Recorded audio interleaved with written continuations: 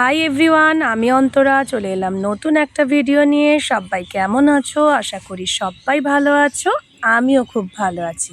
তো আজকে আমার বাড়ি ফেরার দিন, তো সেই ভিডিওটাই তোমাদের সাথে শেয়ার করতে চলেছি। পুরো ভিডিওটি দেখার অনুরোধ রইল, কোথাও কোনো স্কিপ করো না বন্ধুরা।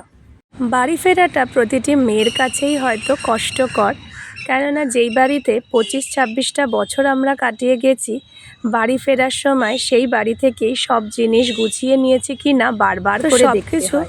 গুছোতে গুছোতেই কিন্তু বেশ খানিকটা সময় চলে যায়। আর যেহেতু আজকে বেরিয়েছি, তাই ঠাকুরটা পুজো করেই আমি কিন্তু বেরালাম বাড়ি থেকে। তো বাড়িতে একটা টোটো বলাই ছিল যে স্টেশন অবধি আমাদেরকে নিয়ে যাবে। তো সেই রকমই এক দাদাকে বলেছিলাম, সেই আমাদেরকে নিয়ে যায় এবং দিয়ে আসা নিয়ে আসাটা করে থাকে প্রতিবারে। তো তার গাড়িতেই আমরা এখন যাচ্ছি, আর রাস্তার দুপাশের দৃশ্য কিন্তু দেখাতে দেখাতে চললাম। তো আমাদের চারিপাশের পরিবেশ এতটাই শান্ত, স্নিগ্ধ, নিরিবিলি যে বেশ ভালো লাগে। যাদের বাড়ি গ্রামাঞ্চলের দিকে তারা তো জানোই এখানকার পরিবেশ কতটা তরতাজা, ফ্রেশ থাকে। তো আমার ছেলে এই মাঠটাকে দেখে বলছে, মাম্মাম এবার আর এই মাঠটায় কিন্তু আমাদের আসা হলো না।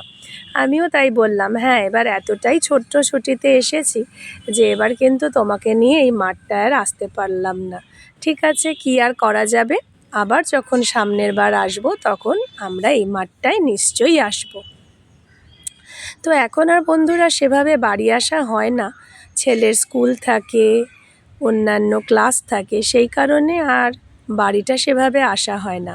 তবে বাড়ি আসাটা প্রত্যেক মেয়ের কাছেই কিন্তু খুবই আনন্দদায়ক।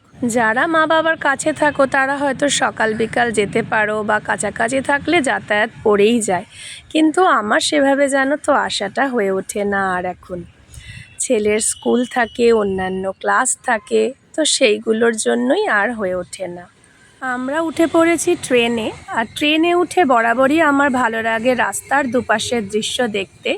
তো ট্রেনে বলো গাড়িতে বলো, তো সেইটাই আমি করি। তো জানলার পাশে সিটটা পেলে আমি কিন্তু রাস্তার দুধারের দৃশ্য দেখতে দেখতেই চলে যাই। আর এবারকার ট্রেনটা না বন্ধুরা একটু অন্যরকমই ছিল। সচরাচর বনগাঁ লাইনে এইরকম ট্রেন কিন্তু দেখা যায় না। তো এই ট্রেনটায় করেই আমরা কিন্তু বাড়ি চলে আসলাম, আর তারপরে কিন্তু এখন রিকশায় করে বাড়ি ফিরছি আমি আর আমার ছেলে।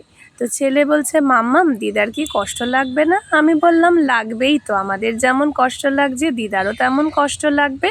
আবার দুদিন বাদে সব কিছুই সবাই ভুলে যাব, তো এটাই তো নিয়ম, কি বলো?